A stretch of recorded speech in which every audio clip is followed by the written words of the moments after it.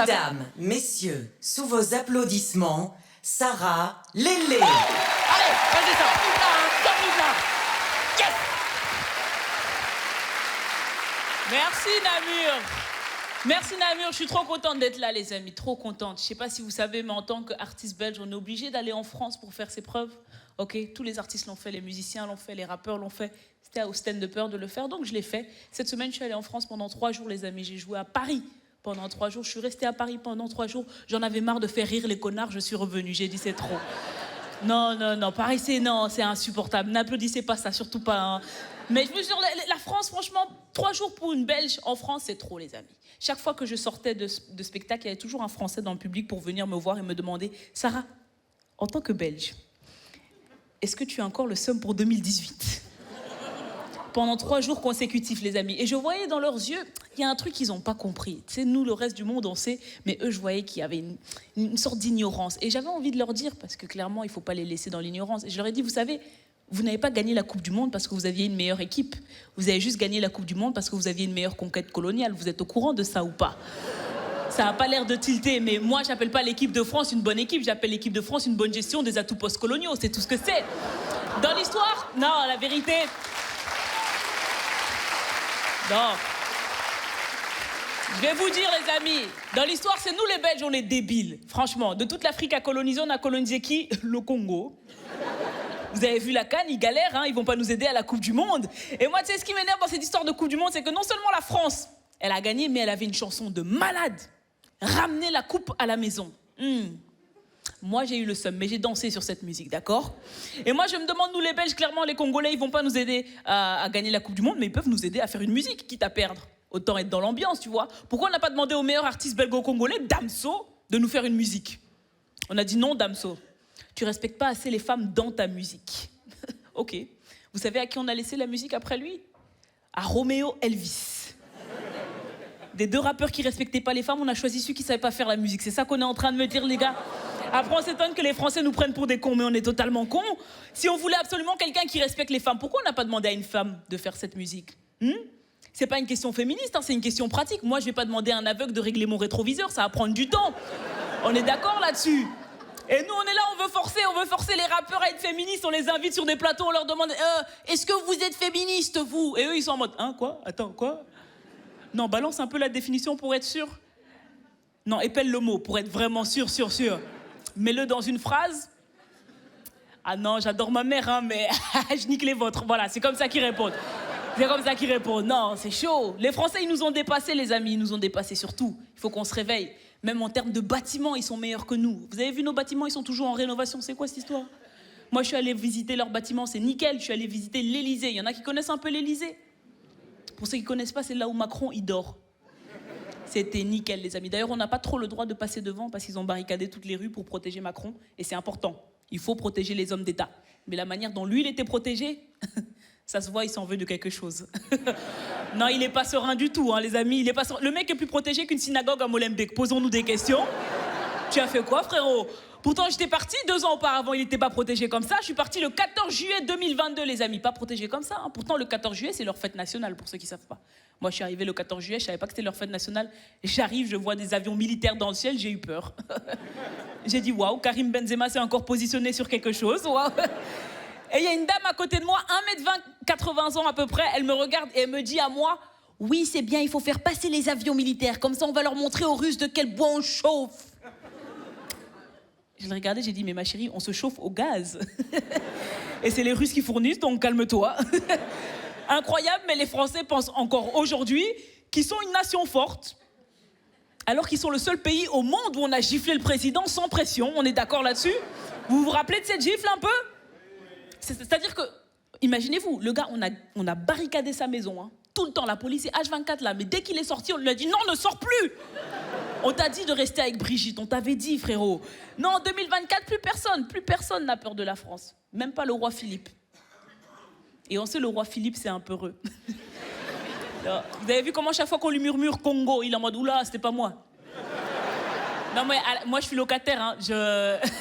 Non, à la base, moi, on m'a dit viens, il y a un palais, ça a coûté un bras. Je savais pas que c'était les bras des Congolais, moi, j'ai rien à voir avec ça. Rien à voir avec ça du tout. Ah, miskine. Non, le pauvre, franchement. Mais les Français, je voyais, quand j'allais à Paris, je voyais dans les yeux de mes collègues français humoristes que pour eux, c'était un challenge pour moi de jouer à Paris. Alors que c'est faux. Le vrai challenge, les amis, c'est quand je suis allée jouer en Afrique. Je suis allée jouer à Dakar, au Sénégal. Je ne sais pas s'il y en a qui connaissent. En Afrique, sur la planète Terre, les Blancs, ça va aller, vous trouvez? Dakar, c'était un autre bail. Tu sais, la différence entre l'Afrique et vous, c'est le public. Okay, le public, il est différent. Le public africain, il n'est pas comme vous. Vous êtes géniaux, restez comme vous êtes.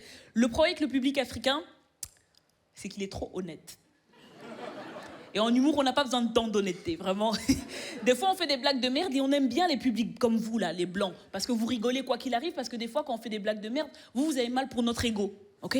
En Afrique, ils en ont rien à foutre. Ils ont payé, t'as intérêt à être drôle, d'accord? J'ai un ami, il passe avant moi, nul à chier. J'étais dans le public, j'ai fait comme vous, j'ai fait... Force à toi, frérot, parce que là, c'est dur. Ah, le public, il a dit non. Il y a un gars, il s'est levé, il a fait, c'est ça que tu appelles la comédie? Et vous savez, c'est quoi le pire? C'est que tout le monde a rigolé à ce commentaire-là. C'était ça le pire. Dans ma tête, c'est OK, l'humour en Afrique, c'est du harcèlement moral. On va essayer de suivre, tu vois. Mais moi, j'en étais sûre que ça allait se passer comme ça. Parce que les chocs culturels, moi, j'y suis habituée. J'ai pas besoin d'aller en Afrique pour vivre des chocs culturels. Des fois, moi, mes parents, ils ont grandi en Afrique. J'ai grandi en Europe. Des fois, quand ils me parlent, il y a déjà un choc culturel. Pas besoin de prendre l'avion des heures et tout. Récemment, mon père, d'ailleurs, il vient me voir. J'ai 21 ans, OK? Mon père, il vient me voir. Il me dit, Sarah, tu as 21 ans? Ça fait donc 21 ans que tu existes? J'ai dit, mais ça a l'air de te déranger, ça va? Tu veux que je fasse quelque chose ou quoi? Il me dit, 21 ans que tu existes et 21 ans que tu es célibataire. Il va falloir que tu trouves quelqu'un et vite pour te marier. Et j'étais en mode, papa, le mariage, c'est pas mon truc. J'aime pas l'idée du mariage, j'aime pas le concept. Il a fait, c'est pas un hobby. J'ai dit, oui, je sais. Je sais c'est quoi le mariage, papa. Mais pour moi, le mariage, j'en veux pas. Et c'est pas une obligation de vie. Il a dit, si, c'est une obligation de vie. Tu dois apprendre à vivre avec un homme. J'ai dit, mais ça fait 21 ans que je vis avec toi, j'ai purgé ma peine. Laisse-moi tranquille avec cette histoire. Laisse-moi... Et mon père, il a insisté encore une fois, il a dit, Sarah, je ne le dirai pas 2 fois. Dépêche-toi de trouver quelqu'un, sinon les gens vont croire que tu es lesbienne. J'ai dit, waouh, c'est ça pour toi le pire qu'on puisse croire de moi, papa? Que je suis lesbienne alors que les gens pensent que je suis congolaise? Tu vas bien dans ta tête ou quoi? Tu vas bien? Et je vous jure, c'est vrai, quand je passe à Matongué à Bruxelles, les Congolais, ils me parlent en lingala. Je leur dis, je suis pas l'une des vôtres. Laissez-moi tranquille, s'il vous plaît. Ils continuent à me parler en lingala. Ils me disent, mais tu viens d'où? Je dis, du Cameroun. Ils font, mais il y a beaucoup de Congolais au Cameroun. Je leur dis, mais et alors? Il y a beaucoup de Flamands en Belgique et personne ne veut apprendre le flamand. Donc, ne me parle pas ta langue.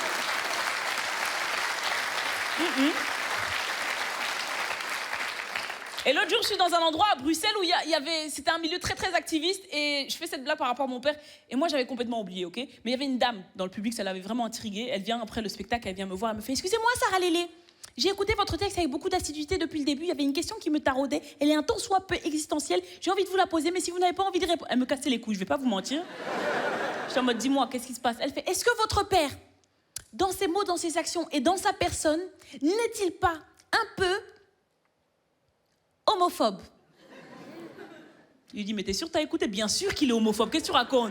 Bien sûr qu'à ce stade-là, c'est même plus mon père qui est homophobe, c'est l'homophobie qui est mon père, hein. Mon père, des fois, il voit des homophobes plus homophobes que lui, il dit, je veux ce niveau-là, comment on arrive à ce niveau-là? Je dis, mais papa, calme-toi, bien sûr qu'il est homophobe, mon père, ok? Mon père, il a grandi en Afrique, qu'est-ce que tu crois? En Afrique, ils sont grave homophobes, d'accord? Ils aiment pas l'homosexualité, pourquoi? Parce qu'ils ont l'impression que c'est encore un truc que les Blancs veulent leur imposer. Ça, ils sont pas d'accord. Ils sont pas d'accord. D'ailleurs, en Afrique, la majorité des manifestations sont illégales. Les seules manifestations encore légales aujourd'hui en Afrique sont celles contre l'homosexualité. Je vous jure, c'est vrai. Ils vont dans la rue, ils ont des slogans, ils sont là. Non, d'abord l'Europe voulait nous imposer les présidents, maintenant il veut nous imposer les PD. Wow. Et le gars qui a dit ça, il s'est fait shooter, pas parce qu'il a dit PD, mais parce qu'il a dit président. Donc il faut faire attention. Il faut faire attention à ce que tu dis là-bas. Et moi, je vais voir mon père, je lui dis, d'accord, papa, il y a de l'homophobie en Afrique, j'ai compris. Mais toi, dans ton cœur, qu'est-ce que tu as contre l'homosexualité, papa? Il me dit, Sarah, l'homosexualité, c'est mal. Parce que dans la Bible, Dieu a créé Adam et Ève, pas Adam et Pascal. J'ai dit, argument non valable, papa, non valable. Non, mais t'es ouf. Papa, je lui ai dit, papa, tu t'imagines si les Blancs justifiaient le racisme comme ça? On serait dégoûtés. Dégoûtés. Tu t'imagines les Blancs, ils se lèvent un jour, non, les Noirs, c'est mauvais, parce que dans la Bible, Dieu a créé Adam et Ève, pas Adam et Fatoumata. Ouais. Et garde ta Bible, on n'en veut pas, d'accord? Et mon père, il a compris ce que j'ai voulu dire. Donc 2 jours après, il revient me voir parce que ça lui a pris 2 jours pour processer. Et il me dit, tu sais quoi, Sarah? D'accord. Tu iras dire aux lesbiennes que je suis d'accord. J'ai dit, oui, monseigneur, je m'en vais envoyer la bonne nouvelle. Mais t'es fou? Tu crois qu'elles en ont quelque chose à foutre? Elles s'en foutent de ton avis. Et le pire, c'est qu'ils rajoutent qu'elles fassent ce qu'elles veulent, Sarah, mais qu'elles ne fassent pas d'enfants, ok? Qu'on ne me fasse pas croire que les femmes tombent enceintes par magie. J'ai fait, waouh, il y en a un qui n'a pas lu la Bible jusqu'au bout, parce que frérot, il y a une go dans le bouquin, t'as pas envie d'y arriver, hein, tu vas pas l'aimer, cette fille. Non, c'est ouf. C'est quelque chose d'avoir la haine. C'est horrible d'avoir la haine, mais quand t'as la haine, ne justifie pas ça par Dieu. Moi, ok, franchement, je déteste les gens qui justifient leur haine par Dieu, parce que moi, je connais Dieu, c'est un bon gars. Faut arrêter de le mettre dans des trucs. Lui, il a rien demandé, d'accord? D'ailleurs, je sais, j'en suis sûre. Là où il est Dieu, chaque fois qu'on justifie notre haine par lui, il est en mode Starfoula, vous n'avez pas compris. Ou peut-être je me suis mal exprimée, mais clairement, il y a eu un problème de communication. Quelqu'un veut descendre pour leur redire ce que j'ai voulu dire. Pas toi, Jésus, t'es déjà parti, c'est trop chiant. C'est trop chiant. Ah, il faut arrêter ce genre de choses. Et moi, je sais, le problème, c'est... Il y a clairement un problème, mais le problème, c'est pas Dieu, c'est pas la religion, c'est pas les religieux. Le gros problème dans cette histoire, je vous le dis, c'est celui qui a pris une note de ce que Dieu lui a dit. Et moi, je suis allée à l'université, je sais à quel point c'est dur de prendre note. Mais je sais quand même qu'il faut une sacrée confiance en soi pour partager ses notes avec le reste du monde et dire « T'inquiète, tout est bon là-dedans. » Non, non, non. Merci beaucoup, Namir, merci beaucoup.